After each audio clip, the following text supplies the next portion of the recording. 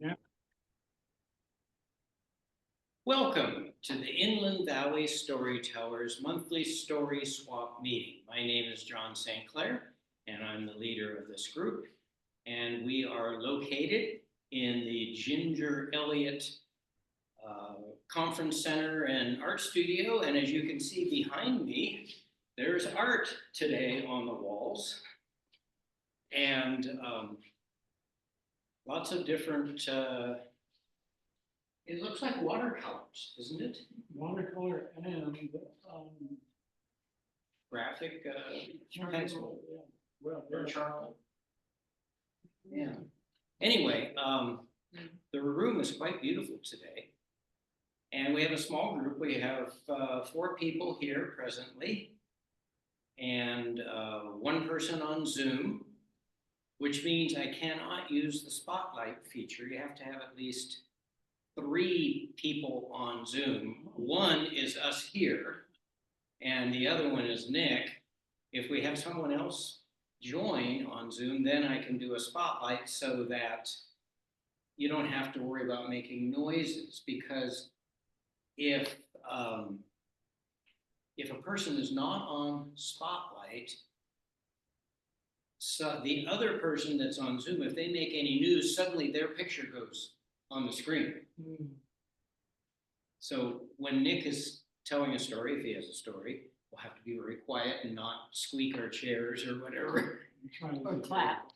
Oh, well, yeah. Whatever you do, don't squeak.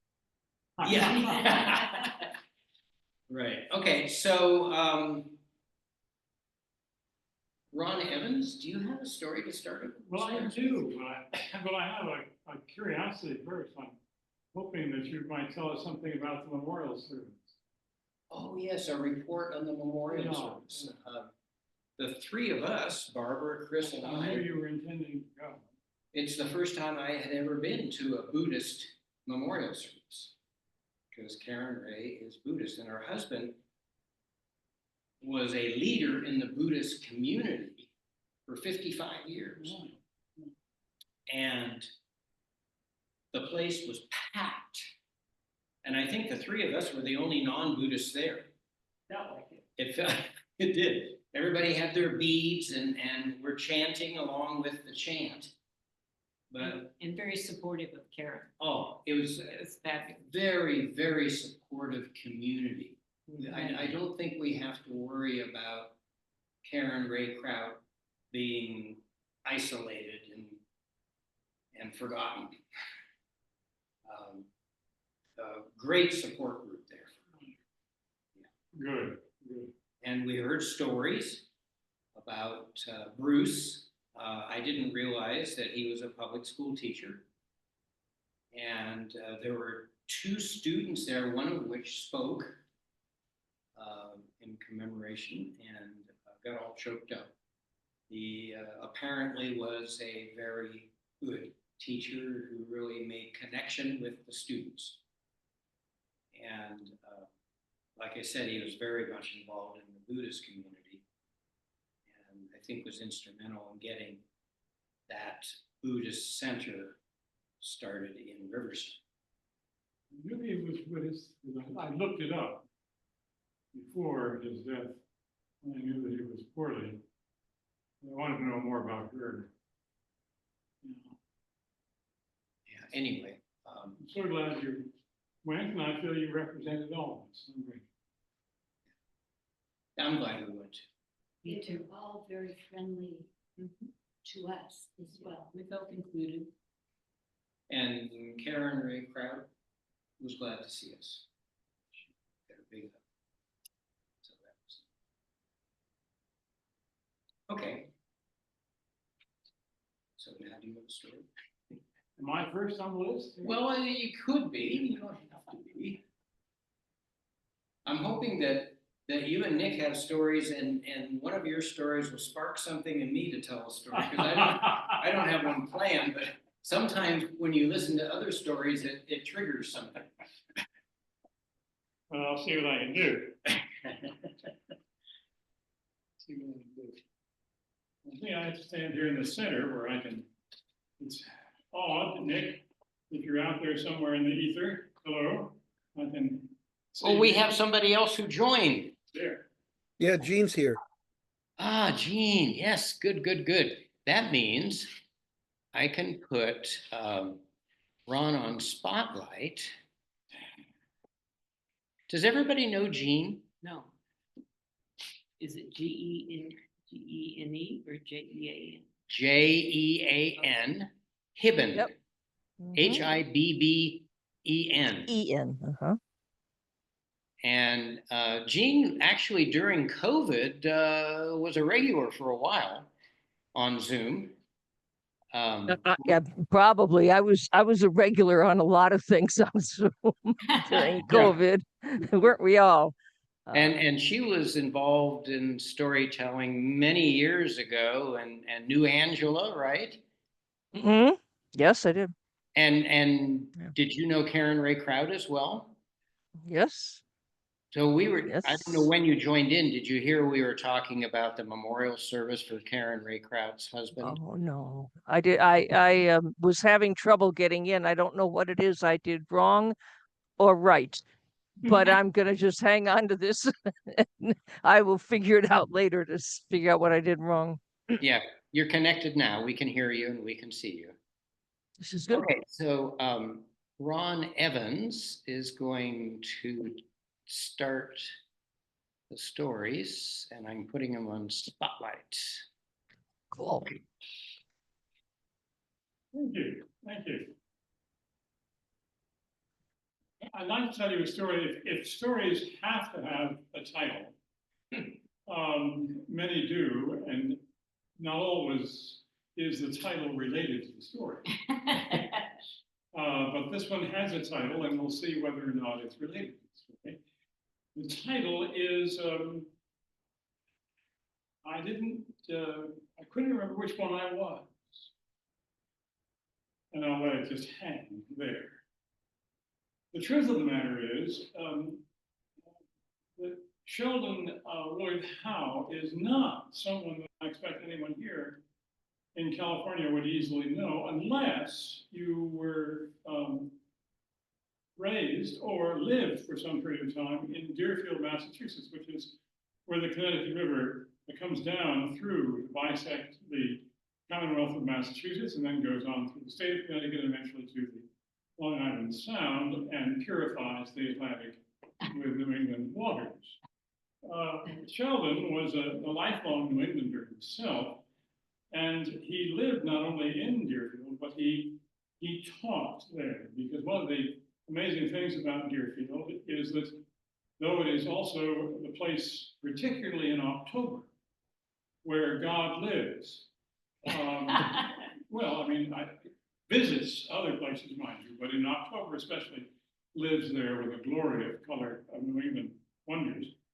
And an 18th century village in which there is a school at the time that Sheldon was there, and for the full expanse of his wonderful teaching life, was a boys' school. It was founded in 1798 and continued as a boarding school through and even to today. About 20 years ago, it became more civilized. It became coeducational.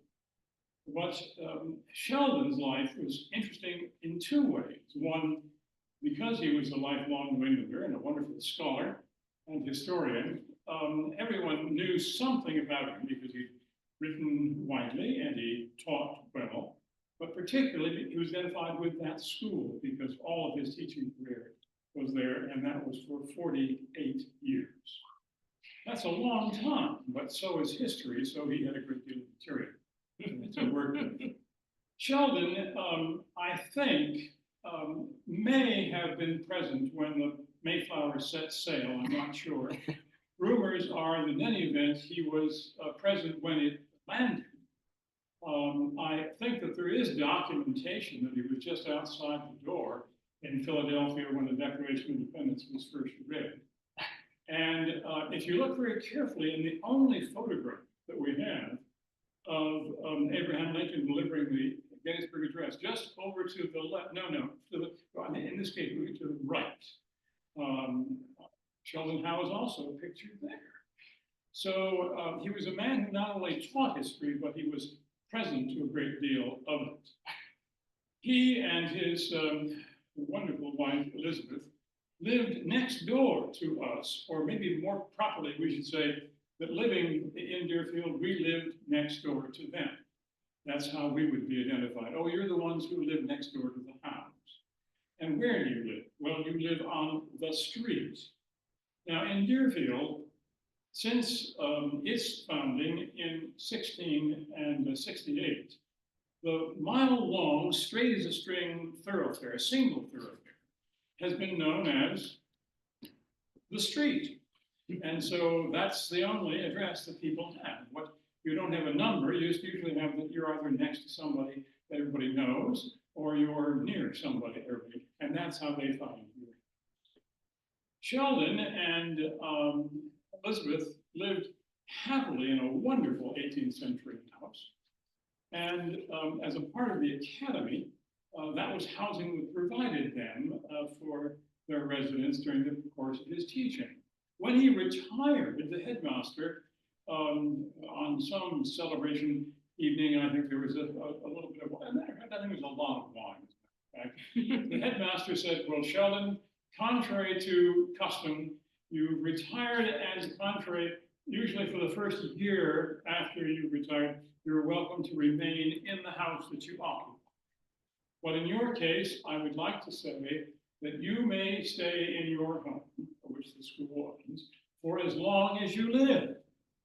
And Sheldon, being a little bit hard of hearing, said, I didn't quite hear you, headmaster, would you repeat that? And the headmaster repeated it. And Sheldon said, I still didn't get that out. He took out a pad and he said, wrote down, and I said, well, just sign here. And so he was not only a good scholar, but he did a lot of careful research, and he knew the way things went. Raised with Elizabeth, two fine sons, taught them not just history, but a great deal about New England life. Sheldon was a remarkable outdoorsman, had climbed all of the 4,000 feet peaks in New England. Now that to Westerners may sound puny. In fact, we here in Claremont live in a very small town which has a tall backyard, 10,064 feet high. The highest mountain in all of New England is only 6,600 feet high. But if you should try to traverse any of those, you'd find that it may not be the distance, but it's the ruggedness of it. And Sheldon did that all his life in the weather when there wasn't snow, which is in New England rarely. He would climb, but when there was snow, he would ski, either cross-country or downhill, and taught his sons to do the same. In fact, so well did he teach one of his sons that during the 39-45 war, Richard was decorated by two governments for the work that he did in the ski troops in the Swiss and German and French Alps. But that is another story which we'll save for another time. Please ask me again.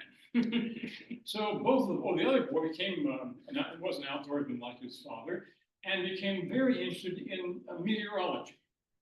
And as a result, worked in several weather research stations, one of which is at the very top of Mount Washington, that's 6,600 feet high.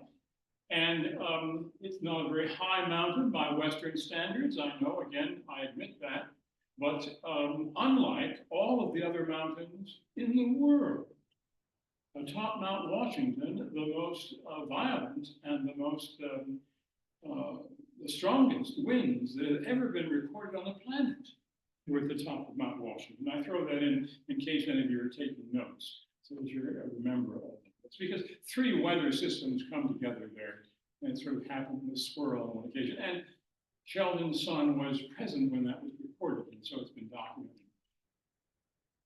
Among the things that Sheldon did in his teaching career at the Deerfield Academy was to suggest various ways in which students may be engaged in studying the past in such a way that it engages the present. One of which was that he devised a very interesting exercise that all of his students had to take part in. This was first-person interviews. One was to pick some member, perhaps of your family, or just of the neighborhood, preferably someone who is older, which I think is a very good idea for those of us who are. I believe that we still have some usefulness. And there would be an interview of this person, first person, and then a paper written as a result of this, talking about the things that that person thought was valuable in one's life and some of the things that they had witnessed and seen. So these first person interviews were kind of a ritual that all of the students went through, and many became, as a result of Sheldon's teachings and that and other exercises, became world-class historians of themselves.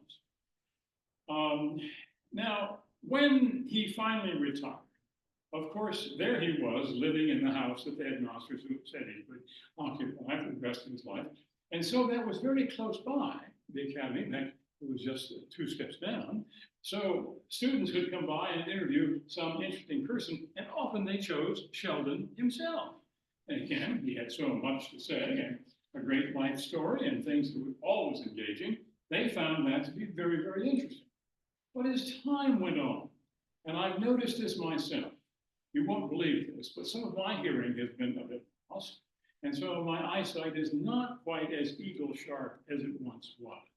I don't like to admit this when I'm driving, so don't worry about it then. But at other times, I do not see or hear as well as I once did. And so it was with Sheldon. In fact, as people would interview him and he would tell his story, often he couldn't quite get the particular question that they were focusing on. And Elizabeth, there at his side, rocking next to him on the porch, would have to fill in the blanks. And as time went on, he heard less and less, though he spoke every bit as much. And Elizabeth, with her life story being every bit as wonderful, long as his, I mean, the descendant of not one, but 3 Mayflower families, 2 Harvard presidents, and at least 1 governor of the Commonwealth of Massachusetts, we're talking about somebody who has a life of her own. And so she would sort of tune in to his stories that she's trying to translate, as he couldn't quite hear the question or get the answer out. And as time went on, Elizabeth, now I don't suggest that she in any way embellished things, but there is an important thing about the polishing once in a while. If you're going to say something, make sure that you get the consonant at the end of every word. Make sure that it's pronounced properly and that the pauses are there. Equally so, the information ought to be in there somewhere. And Elizabeth constantly was adding little bits of, in fact, things about her life fell into the story of Sheldon's. And as time went on, more and more she talked just about her life, translating it in terms of his, than anything about his.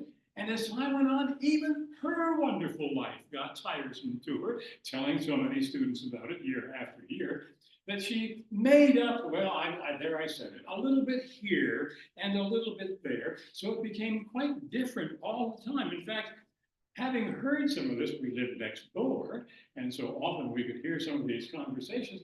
It was amazing how many different people she was.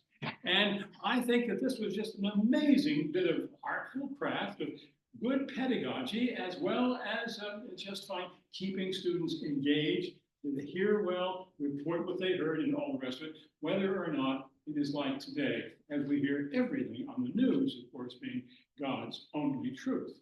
So there she was, and it was fine, until one fateful afternoon, she called and said, could we stop by?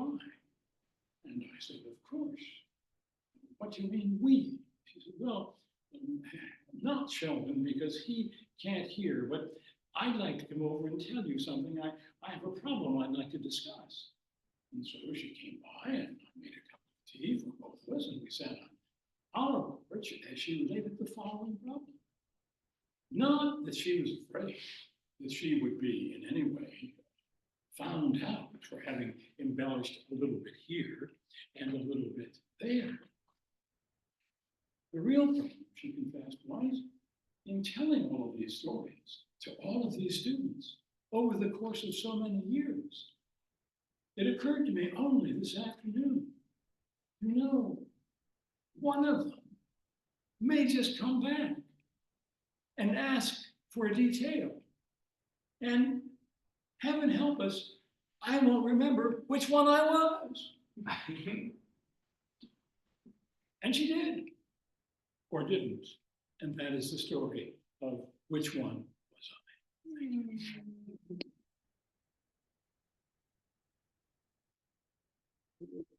Oh, that was wonderful. Thank you, Ron.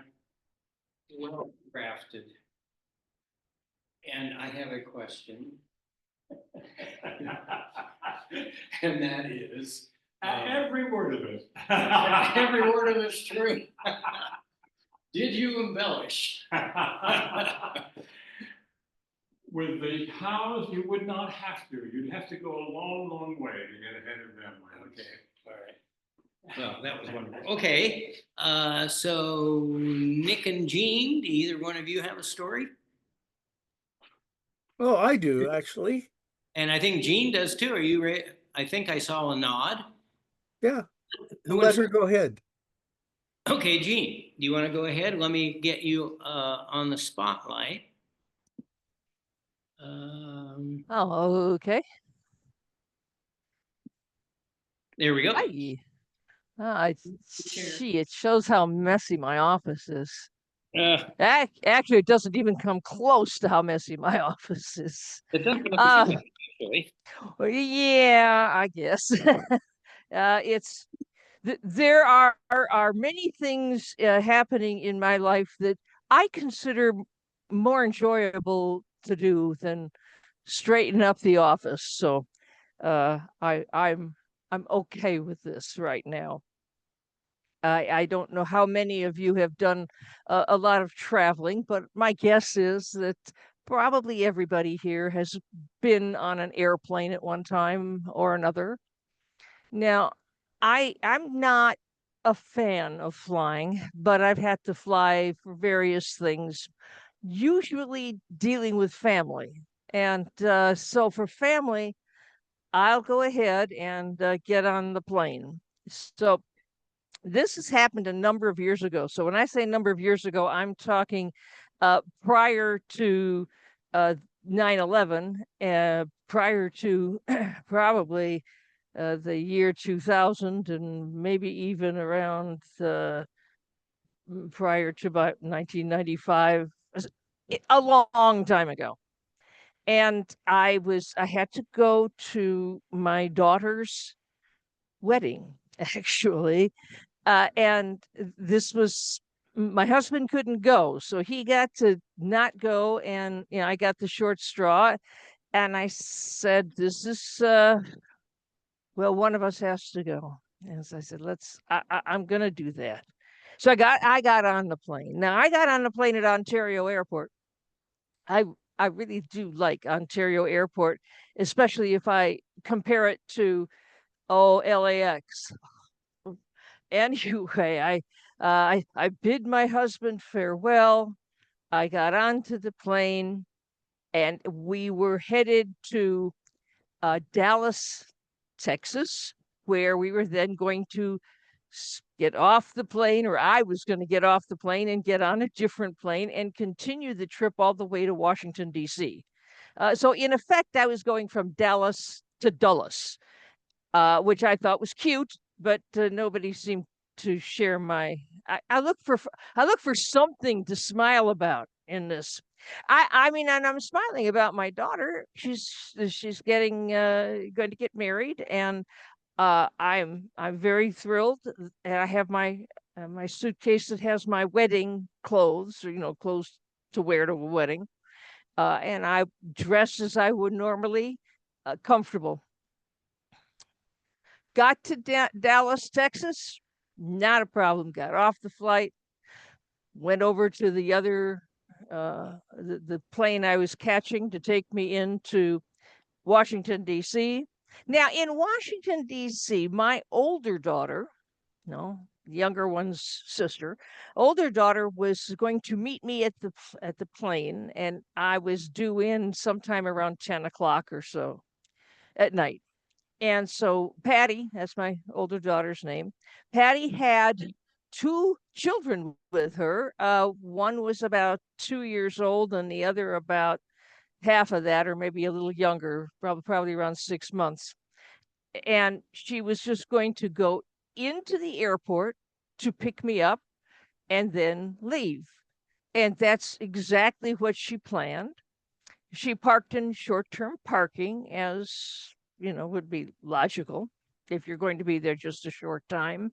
She had a stroller for the younger child, and the older child, all of about 2 years old, was going to be walking next to her, but she's not going very far. She's just, going in, pick me up, and we go. It was a very simple procedure. Meanwhile, I'm on the flight out of Dallas, and when I got on the plane, I sat next to a lady that I did that.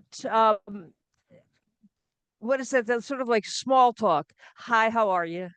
Oh, do you live in Washington, D.C., or are you going to visit someone? And so we exchanged little pleasantries, and then she opened her book, and I opened my book, and we figure that's pretty much going to take care of it. The flight takes off. We're in the air about maybe, no, I guess it's a little more than 10 minutes. And all of a sudden, all the lights come on, the ones that say no smoking and fasten your seatbelts and and don't panic. And if you haven't seen that one, that's good. So then the oxygen masks drop down. We put our little oxygen masks on. We have no idea what's going on. Right? And this woman and I look at each other. Our eyes were huge as we're trying to figure out, are we going to live or not? And the captain or pilot said, please be sure to use the oxygen masks. We're coming down in Nashville. Now, let's examine the phrase coming down. This could be a very smooth, easygoing landing. This could be something that was a little on the bumpy side, or it could be something that was really bumpy and it wasn't going to have landing gear involved at all. And so we're holding each other's hands. 7 minutes to get us from 37,000 feet to the ground. And that's fast. So we get on the ground, and actually we do land. I don't believe they foamed the runway. I didn't see any foam, so I figure they didn't. But the captain did get on the intercom again and informed us that the fire in the cockpit was out. Now, we didn't know that there was a fire in the cockpit, but we were sincerely glad that it was out. We all got off the plane and we're sitting around. By the way, this was at about, we were there at about 9 o'clock at night. And apparently Nashville has great nightlife, but not in their airport. There's nothing. They're all closed up. There's not a food vendor to be found, though they did have vending machines. And we hadn't had anything to eat. We were supposed to get a little dinner on the plane. Well, my seatmate went around and found a few things and brought some things back to me. We had a little bit of food there, and she brought me this wonderful button. It says, "I love Nashville." I said, I think I'm going to wear that for the rest of my life, because Nashville was where we needed it at that time. However, Nashville's a smaller airport than Dallas or pretty much anywhere. So they didn't just happen to have these large-bodied planes waiting for somebody to need one. So that means they had to bring in a plane to an airport that really didn't usually cater to that size. I think it was a 737. So they said, this is going to take a little while because we got to bring a flight in. And it's most likely it's not going to have enough. It's not going to be the same size. It's probably be a 727. There won't be enough seats for everybody. And actually, that did not turn out to be a problem, because there were a number of people who, and I listened to them, I'd heard them. They said, Nashville sounds like a nice place. I think I'm going to move here. And people then said, good idea. And then there were a few that rented cars. They said, we're good. And they were off to Washington with their own wheels. So, but I didn't have that option. And so eventually a replacement plane arrived. And this was wonderful. We were all happy about this. And they started to get us onto the flight. And then they said, wait a minute, we've got a problem. And this is interesting to watch this large group of mostly adults. I think they were looking at mutiny and possibly hanging the captain. I don't know what. And one of the stewardesses said, no, it's all it is a light bulb. It's just a light bulb. We're going to change it. We'll be right there. Say, okay, well, we don't know what started that fire in the other one. So I don't know if I'm so comfortable with a light bulb problem, but regardless, please, sooner rather than later, because now it's pushing midnight, and my daughter is in Washington, D.C., wandering around the airport with two children and not sure what's going on. And every time she's asked, they say, well, there's been a little delay. And the little delay turned out to be a very long delay.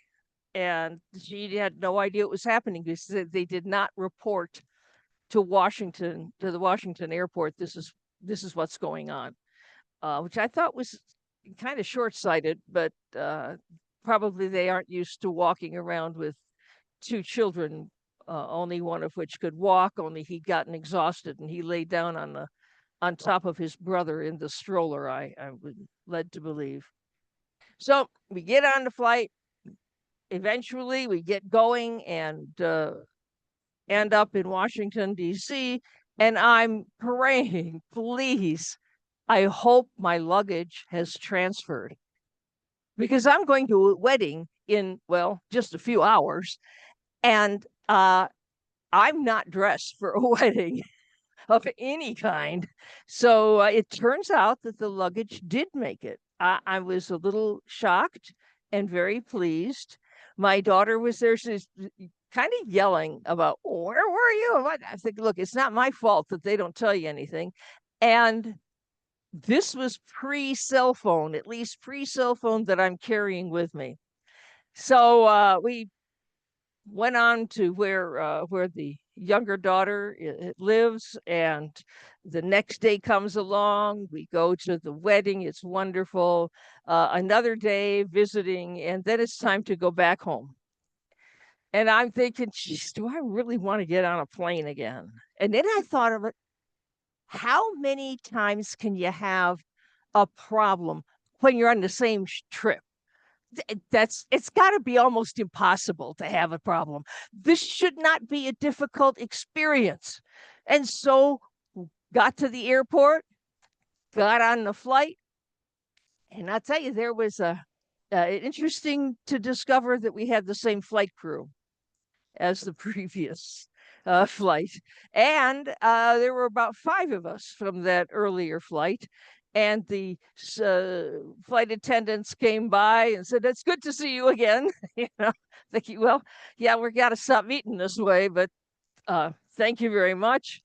And we flew to Dallas. No problems. It was great. We got to Dallas and, oh, wait a minute.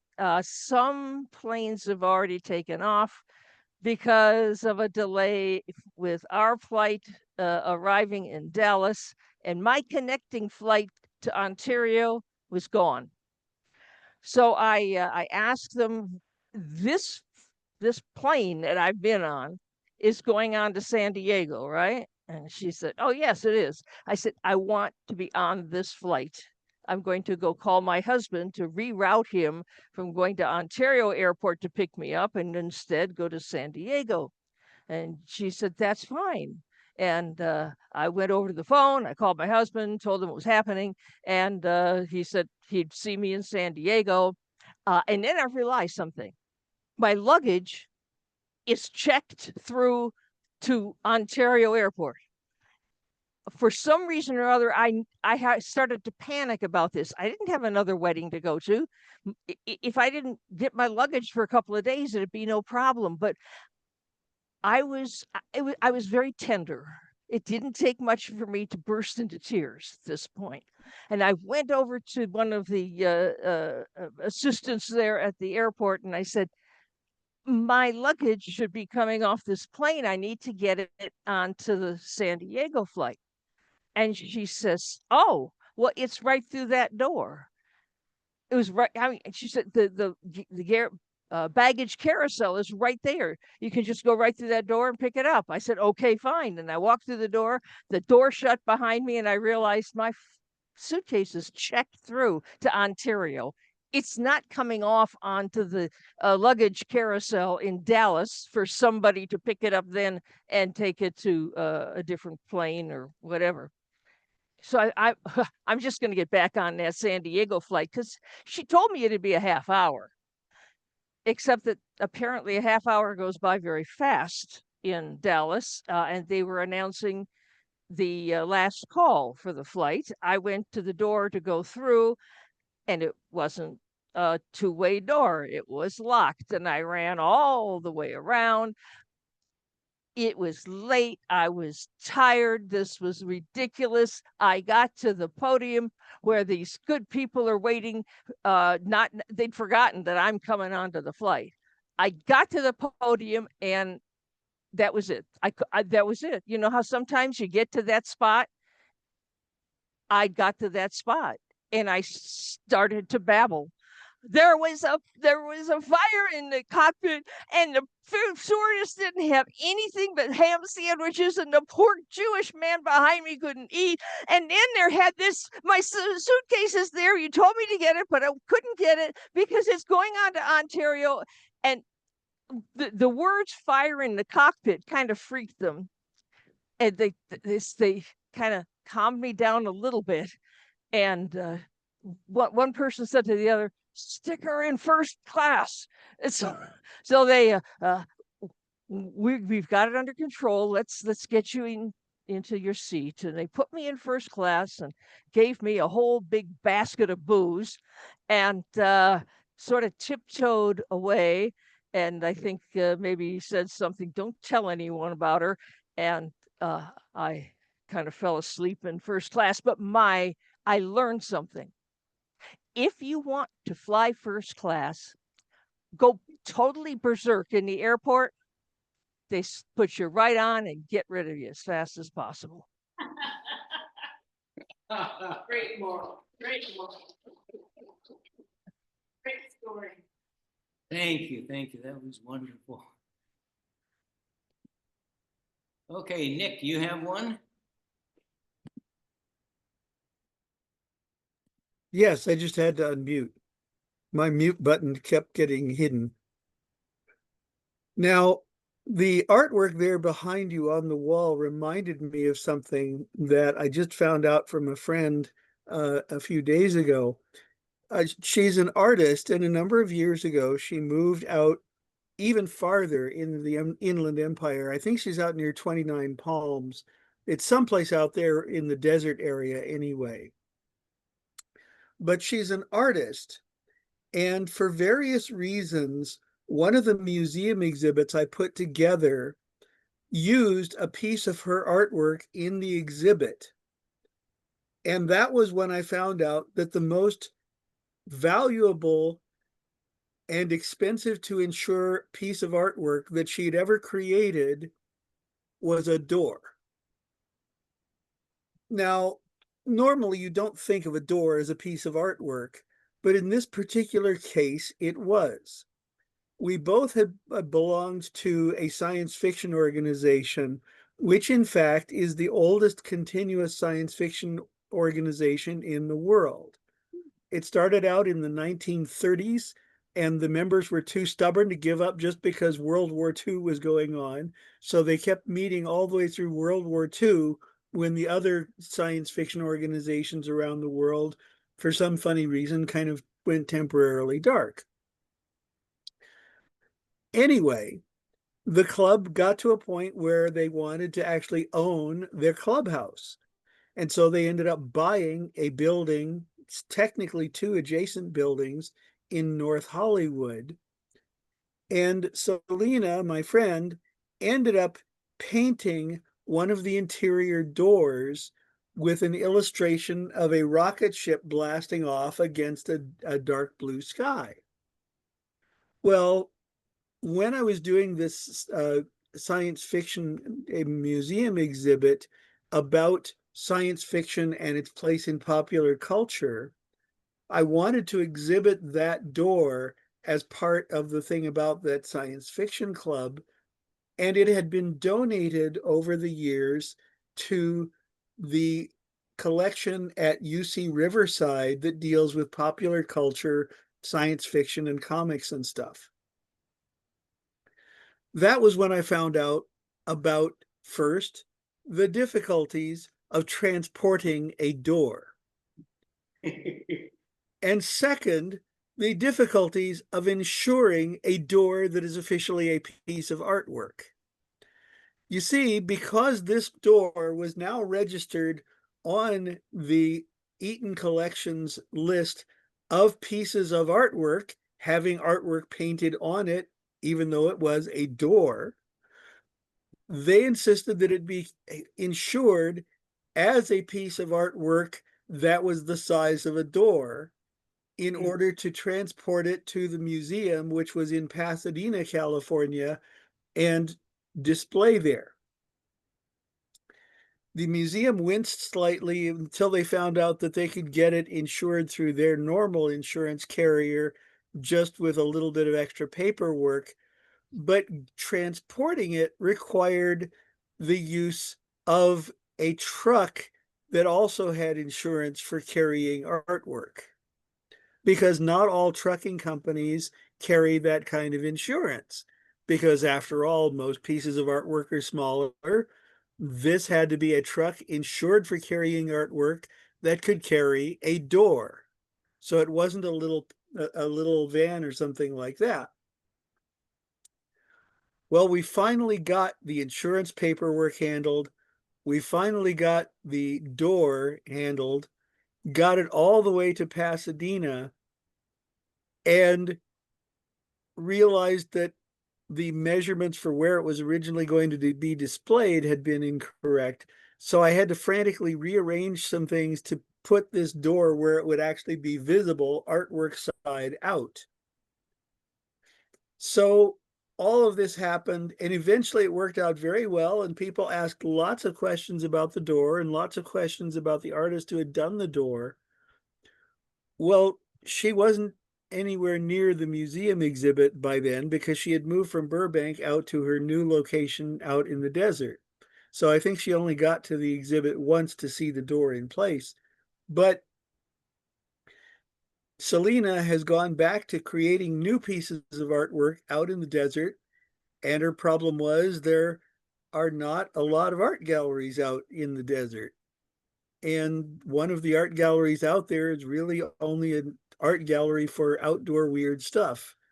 So she and some of the other artists there started doing temporary exhibits and have done some of those just recently. In fact, she was part of an exhibit a couple of weeks ago, and she even sold one of her new pieces. But not for as much as that door had to be insured for. She has never done another piece of artwork that's as expensive as that door shows up for on the insurance records. And if she ever did, she'd be in much better shape financially, because that was a heck of a door insurance. Yeah. All right, thank you.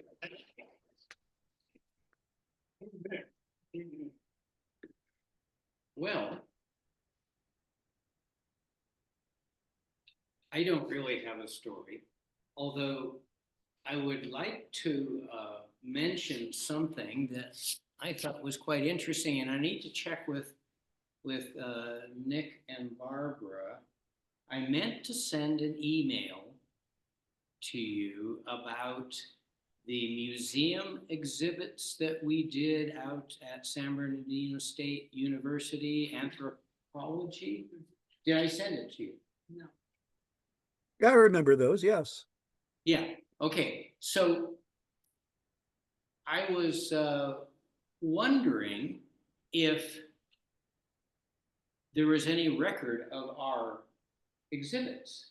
And so I went to the Anthropology Museum website, and indeed they have, starting the year that we did ours, an archive.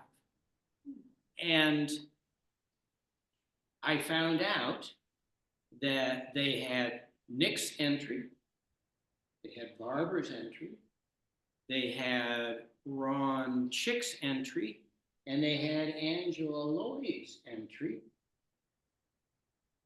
Did you enter that or not? I don't believe Okay, I don't think so. so. I think there was one other person. Well, I did an entry, but they did not archive mine, and I felt slighted. Oh, no. Yeah. So I will try to remember to send you the link, because you can look at your entry and the transcript of the interview that was displayed at the museum, you know, because she interviewed all of us and we told our story, and the archive actually does show that. But yeah, I don't know what happened to mine, but it was especially interesting because they had Angela's, Yeah. you know, and she did an entry about the piano, I believe, Oh, yeah. and, which was quite interesting. And you might be interested in not only looking at your own, but looking at Angela's especially. Well, I can tell you why they have that archive. That school is where they have courses in how to become a museum worker. Oh, And so that archive is one of the things they would have been teaching people how to do. yeah. Well, they made a mistake. They left out yours. Well, that student may not have gotten the best grade. I'll say. Yeah. Anyway, I will try to remember to send you the link to that, because Sure. I found it quite interesting that they did have an archive. And it's anthropology.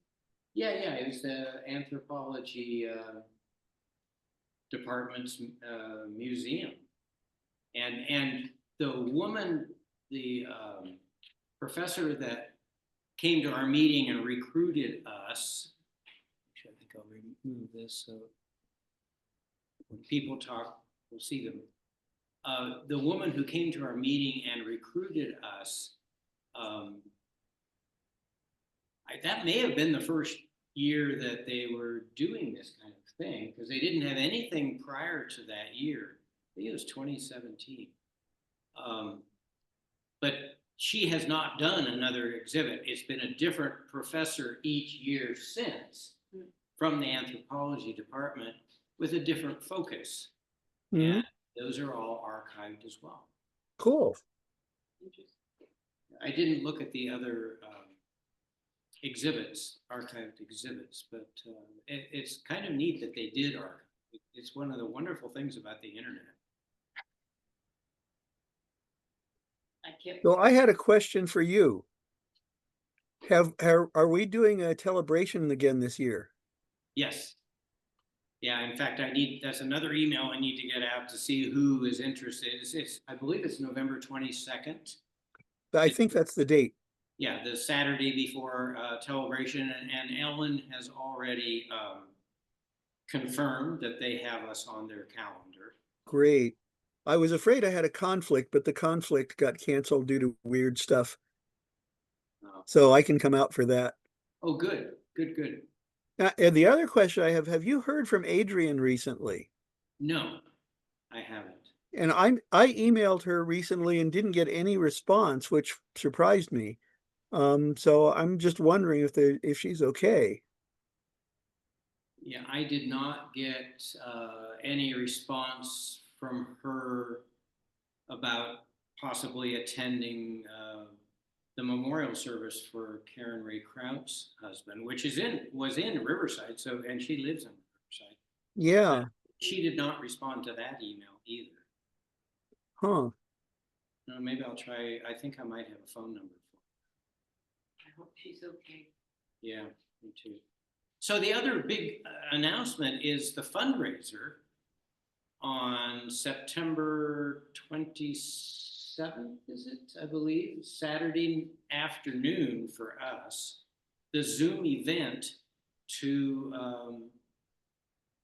raise money for the scholarship in Angela Lloyd's name. Oh, lovely. And I sent that out to all of you. I hope you saw it. Yeah. Yes. Yeah. And an interesting thing, a good friend of Angela's, Jennifer Jaffe, registered for the event, and she said, you know, do you know anything about the suggested donation of $18? And I said, no, not at all. And she said, well, in the Jewish tradition, 18 is a very important number for giving. And so I imagine Karen Golden, who is Jewish, had some input on that. Yeah, very possibly. Yeah. Pretty low number. I mean, as far as fundraising. Well, it was $18 to register for the Zoom event, and then you could donate more than that. If I had known 18 was significant, I did donate more than the 18 for the Zoom event. I would have donated a multiple of 18. Yeah, yeah. But I didn't realize 18 was that significant. Anyway, hopefully it's a successful fundraiser, and it's being sponsored by the National Storytelling Network. Yes, I did see it because I think I told you I'm helping Margaret Reed McDonald with the member calendar right now. So I did see that announced a few weeks ago when we were putting the calendar together for September. Yeah.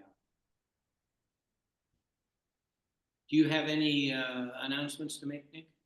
Well, in December, Penny Post got me involved with doing something for one of the other groups related to NSN. So I'll have more information about that later, but Penny talked me into something, and since I talked her into so many things over the years, I said yes.